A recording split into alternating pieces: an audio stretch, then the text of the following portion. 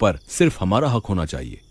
तुम फिक्र मत करो, हम शहर से बहुत दूर हैं। यहाँ पास में सिर्फ एक छोटा सा गांव है और वहाँ के लोग बहुत नासमझ हैं। उन्हें कभी हमारी तरकीब के बारे में पता नहीं चलने वाला।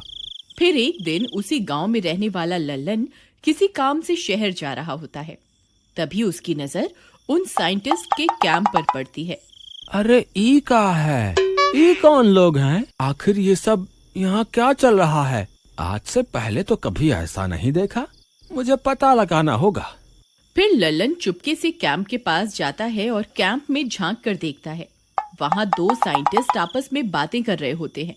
लल्लन ध्यान से उनकी बातें सुनने लगता है। भाई, अगर हमने चंद्रमा पर ये रॉकेट पहुंचा दिया तो ये वहाँ हीरो के भंडार के बारे में सही सही पता लगा लेगा। फिर हम अरबों के मालिक बन जाएंगे। तुम सही कहते हो डॉक्टर कुमार, हमारी मेहनत जरूर रंग लाएगी। बस इस खुफिया मिशन के बारे में किसी को पता नहीं चलना चाहिए। अरे दैया रे दैया, ये लोग तो करोड़ों अरबों की बात कर रहे हैं। अच्छा, तो यही रॉकेट है जिसे ये लोग चंद्रमा पे भेजने की योजना बना रहे हैं। वाह बेटे लल्लन, आज तो तेरे हाथ बहुत बड़ी खुफिया जानकारी लग गई है। क्यों ना इसका फायदा उठाया जाए। मुझे अभी के अभी जाकर कालिया को इसके बारे में बताना होगा। फिर वह भागता हुआ जाता है और सीधा कालिया के घर पहुंच जाता है।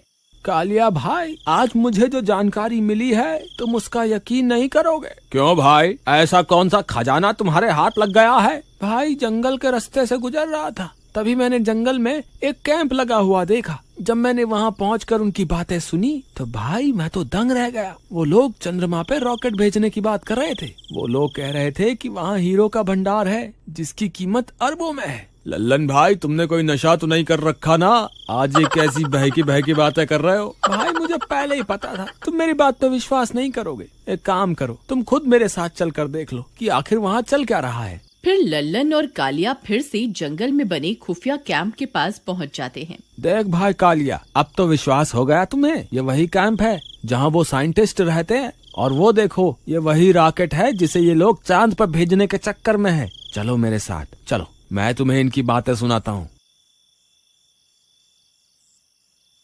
हम अब और इंतजार नहीं कर सकते। आज रात को ही इस रॉकेट को चंद्रमा पर भेजना होगा। अगर हमने और इंतजार किया तो हो सकता है हमारी हीरो की खोज के बारे में सबको पता चल जाए। हमारा अरबों का नुकसान हो जाएगा। कालिया ये सारी बातें सुनकर दंग रह जाता है। क्यों भाई कालिया, अब तो तुमने अपने कानों से सुन लिया ना, ये लोग क्या करने वाले हैं? लल्लन भाई, वो लोग तो अरबों के हीरो की बात कर रहे हैं। हाँ भाई, यही सही मौका है जिंदगी में कुछ कर दिखाने का। तुम कहना क्या चाहते हो भाई? क्या ये बात हम सरकार को जाके बता दें? अरे नहीं नहीं मूर्ख, सारे किए कराए पे पानी फेरना चाहता है क्या? मेरे पास एक तरकीब है। क्यों ना हम चुपके से उस रॉकेट में जाकर बैठ जाए, जिससे हम भी रॉकेट के साथ साथ चांद पर पहुंच जाएंगे। फिर वहां पहुंचकर सारे हीरो को समेट लेंगे और वापस चुपके से उस रॉकेट में जाकर बैठ जाएंगे और उसी रॉकेट से वापस धरती पे आ जाएंगे। किसी को कुछ पता नहीं चलेगा।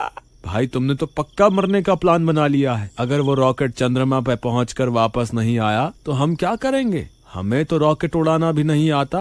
अरे तुम घबराओ मत, कुछ नहीं होगा। ये रॉकेट वहाँ खोजबीन करने जा रहा है, इसलिए ये कुछ ही घंटों में वापस आ जाएगा। बस हमें सही समय पर उस रॉकेट में बैठ जाना है, बस। भाई, मुझे तो इस तरकीब में बहुत गड़बड़ लग रही है। ये बहुत खतरनाक हो सकता है। अरे भाई, कुछ गड़बड़ नहीं होने वाली, मेरा विश्वास करो। हम आज रात ही चुपके से जाकर उस रॉकेट के अंदर बैठ जाएंगे, बाकी तुम मुझ पे छोड़ दो। रात होने पर वे दोनों रॉकेट में बैठने के लिए जंगल की ओर चल देते हैं। कुछ ही देर में वे लोग वहां पहुंच जाते हैं। चलो भाई कालिया, वो रही हमारी मंजिल। तुम बस मेरे पीछे पीछे आते जाओ। फिर वे दोनों दबे पांव उस रॉकेट तक जाते हैं और उसका दरवाजा खोलकर चुपके से उसमें बैठ जाते हैं। कुछ ही देर में वह साइंटिस्ट उस रॉकेट को लॉन्च कर देते हैं। कालिया भाई, पकड़ के रहना, इसकी स्पीड बहुत तेज होती है। अरे मर गए रे, मुझे तो पहले ही पता था तू मुझे मरवा कर ही छोड़ेगा। अरे बचाओ रे, अरे ये तो बहुत तेजी से ऊपर जा रहा है। अरे हाय लल्लन भाई, मेरी तो सांस ही अटक रही है। मुझे लगता है मैं मरने वाला हूँ। हे भगवान, मुझे बचाओ। अरे मर गए रे, अब की बार मैं नहीं बचने वाला। कालिया भाई, रोना बंद करो। और वो देखो, नीचे का नजारा कितना खूबसूरत है। हमारी पृथ्वी अंतरिक्ष से कितनी सुंदर दिखाई दे रही है। हाँ भाई लल्लन, तुम सही कहते हो। लल्लन भाई ये मुझे क्या हो रहा है? मैं हवा में क्यों उड़ने लगा हूँ? कहीं मैं सच में तो बुलबुला नहीं बन गया? हे भगवान, ये सब क्या हो रहा है? कालिया भाई डरो मत, इसे गुरुत्वाकर्षण बोलते हैं। हम पृथ्वी के वायुमंडल से बाहर आ गए हैं, इसीलिए ये सब हो रहा है। तुम घबराओ मत, हम कुछ ही देर में चांद पर पहुंच जाएंगे। कुछ देर इंतजार करने पर रॉकेट चांद पर पहुंच जाता है और चांद की सतह पर उतर जाता है। वो देखो कालिया भाई, हम पहुंच गए। नीचे देखो, चांद दिखाई दे रहा है। चलो बाहर चलते हैं। बाहर चलते हैं? मूर्ख, ये हमारी पृथ्वी नहीं है जो यूं ही सैर सपाटे पर निकल जाएंगे। चांद पर ऑक्सीजन नहीं होती, स्कूल में नहीं पढ़ा क्या? ओहो कालिया भाई, ये तो मैं भूल ही गया था। वो देखो, वहाँ 2 हेलमेट पड़े हुए हैं। अगर हम वो पहन लें तो हमें ऑक्सीजन मिल जाएगी। फिर वे दोनों वो हेलमेट पहन लेते हैं और रॉकेट का दरवाजा खोलकर बाहर निकल जाते हैं। अरे वाह वाह कालिया भाई, हमने कर दिखाया। आखिरकार हम चांद पर पहुंच ही गए।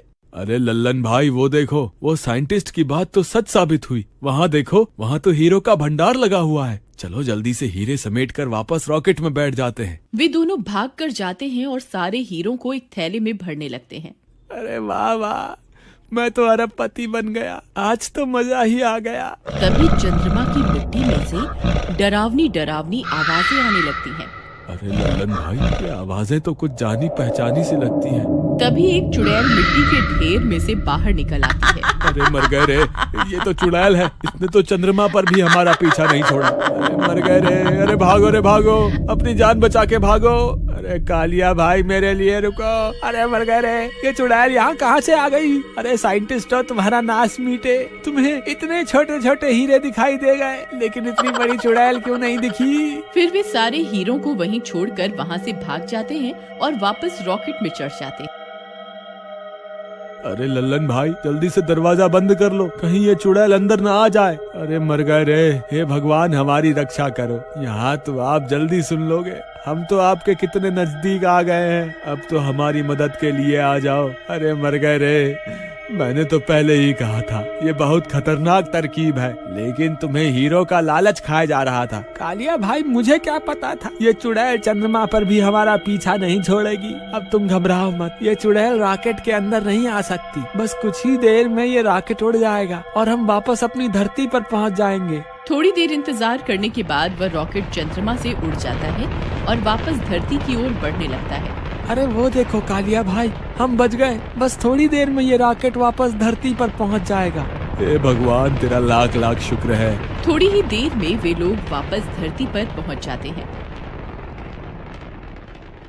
फिर जैसे ही वे लोग रॉकेट से बाहर आते हैं, वे साइंटिस्ट उन्हें पकड़ लेते हैं। भाई साहब, हमें माफ कर दो, हम गलती से आपके रॉकेट में बैठ गए थे। हमें लगा ये एक झूला है, लेकिन ये तो हमें उड़ाकर चंद्रमा पे ले गया। साइंटिस्ट भाई, वहाँ हमें बहुत सारे हीरो का भंडार मिला। साइंटिस्ट ये सुनकर खुश हो जाते हैं। देखा डॉक्टर कुमार, मैंने आपसे कहा था ना, चंद्रमा पर हीरो का भंडार छुपा हुआ है। भाई कालिया, अपनी अम्मा के बारे में भी तो बताओ, जो हमें वहाँ मिली थी, जिससे हम अपनी जान बचा कर आए हैं। तुम किसकी बात कर रहे हो? तुम्हें चांद पर कौन मिला था? साइंटिस्ट भाई, जैसे ही हम चांद पे उतरे, हम दोनों वहाँ हीरो का भंडार देखकर बहुत खुश थे, लेकिन तभी अचानक से एक चुड़ैल वहाँ आ गई। वो जरूर उन हीरो की रखवाली कर रही है, उसकी वजह से हम एक भी हीरा अपने साथ नहीं ला पाए। बस किसी तरह अपनी जान बचा के वहाँ से भाग आए। वो कोई चुड़ैल नहीं, बल्कि कोई एलियन होगा। पता नहीं साइंटिस्ट भाई, हमें तो बस इतना पता है कि हम आज बाल बाल बच गए। अब तुम्हें हमारा एक काम करना होगा, तुम्हें फिर से चांद पर जाना होगा और वो हीरे वहाँ से लेने होंगे।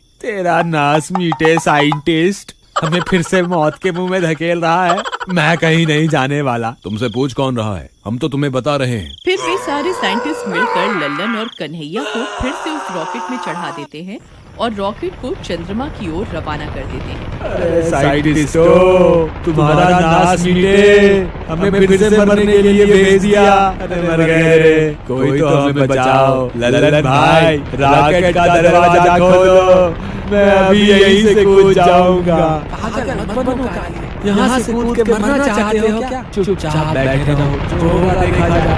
थोड़ी ही देर में वे लोग फिर से चांद पर पहुंच जाते हैं। वह चुड़ैल वहीं उनका इंतजार कर रही होती है। राजा जी, आप वापस आ गए? मैं कब से आपका इंतजार कर रही थी। जरा बाहर तो आइए ना। अगर आप इसका भाग 2 देखना चाहते हैं तो कमेंट में जरूर बताइएगा।